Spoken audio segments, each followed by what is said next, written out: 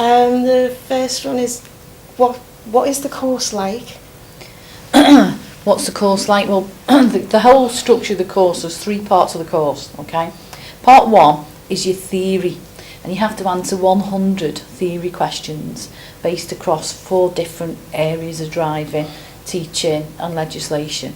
Then there's a hazard perception test, which is 14 one-minute video clips, and you have to spot 15 hazards in these.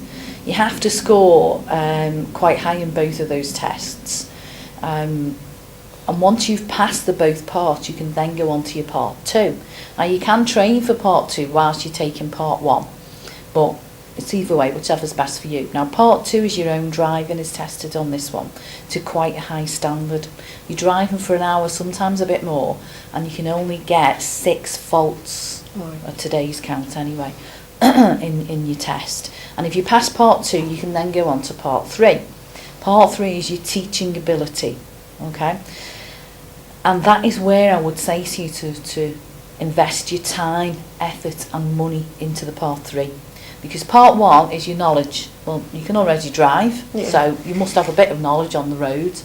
Part 2 is your own driving. Well, you can already drive. So all we're doing is enhancing your knowledge and your skills on the first 2. But because you're not already a driving instructor, then that's the new skill part 3. So that is where you'd focus. And part 3 split into 2 halves. It's lasts an hour. Your first half is the examiner will play the part of a learner who is tackling that subject for the first time, whatever the subject is. The second half an hour is the examiner now is a learner or even a qualified driver who's having difficulty with a particular subject. Okay, so you're looking at the different levels of instruction. Then when you pass part 3, you're done and dusted. Okay. Can I study this at home? Your part 1 you can certainly study at home, and I would say not to stop studying on part 1 when you do it, because it's really one test.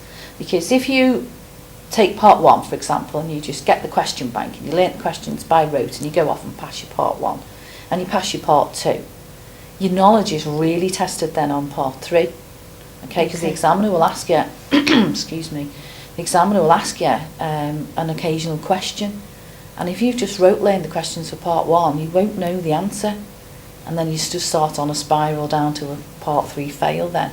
So it is well worth making sure that all your knowledge and everything is in place. Okay.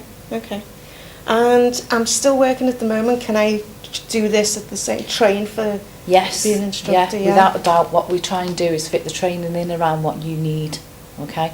What I would not do is say to you, take a week off and we'll do your part 3 training in a week. Now there are companies that do that, and you know, possibility that you will know a little bit more about being a driving instructor after a week. But any teacher will tell you that real learning is done in the reflective stage. So when you've done your training, you go away, you reflect on what's happened, starts to make a bit of sense and you come back. So I wouldn't rush the training and I wouldn't try and do it in 1 week. We can do it evenings, weekends. It's not the best if you've done a full day in work to do another 2 hours training at the end of a day.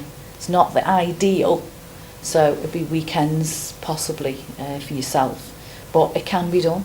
Okay. Can you do it all in 1 week? That's what I was saying, you can. Yeah, your part 2, you know, to pass part 2, your drive that you produce on the day has got to be almost a natural drive. Because if you're still in a few habits, after 15-20 minutes, those habits will come back in and the examiner will see straight through it that you're trying to put a show on. So for part 2, you're better going over a couple of weeks so that you can just develop the new style of driving that you need to pass part 2. But as I say, you can do the part 3 in a week, but it's far from ideal because again, you've got to know your stuff when you go and take this test. It's not, you know, the pass rate or the failure rate is quite high. Something like 27% of people start where you sit there actually get to become driving instructors. Okay, and it's not that the training, there are certain training companies out there that will rush the whole thing and you just end up not passing at all. So I would advise nobody did part 3 in a week. Yeah. Do I need to do all of the hours that you said, or if I pick it up quick, can I do less? Yeah, that's a really good question. No, Yes and no, okay. We do our course is actually 44 hours, okay. So you'll hear 40 hours banded about a bit. And that's to do with the trainee licence, and I'll discuss that with you in a minute. But basically ours is a 44-hour course for part 3. We do 10 hours for part 2. But say, for example, you said to me, well, I've already done a couple of advanced driving tests and maybe you don't need the 10 hours. But I'd be shocked if anybody got through the part 3 in less than 44 hours. Because the reason we do 4 hours more than other people is we simply teach you the whole thing. We'll teach you how to teach parking bay, how to teach roundabouts, how to teach country roads. We'll teach you how to teach, what else do we teach that isn't on the syllabus? Like clutch control, slow manoeuvring, car control, steering. We teach you how to teach all of those things, but you won't actually be tested on any of those. Because there's preset tests that we have to look at, yeah? Okay, so we teach the whole thing there. Okay, is there any extras? Extras as in? Like, will I need any extra stuff, any books? And We supply everything for you. What we try and do with the training is make sure that for example, your part 3 package, we give you a visual teaching aid, which is like a briefing book. We give you briefing CDs. We even give you a whiteboard marker pen so that you can mark on it. So there is no extras apart from your test fees. We don't include the test fees in our courses, simply because I could include them. They're £111 per test at today's figures. Now, if you pass first time, great. But if you pass third time, that's £333 if I've got my maths right. Now, I could factor that into the price of our courses, and if you did pass first time, then I'm £222 better off. So I would much rather people knew we don't have the test fees in our prices. That way, you just pay for the test you actually take. Okay. My friend tried it and said she was made to feel stupid. Unfortunately, there are quite a few training companies out there, and I have to say it's probably not the trainer's fault. It's the way the trainer's been trained. Is they do try and, I don't know, make a show of people, if you like. Say, for example, we were driving along and you said to me, take the next left. And there was a driveway on the left.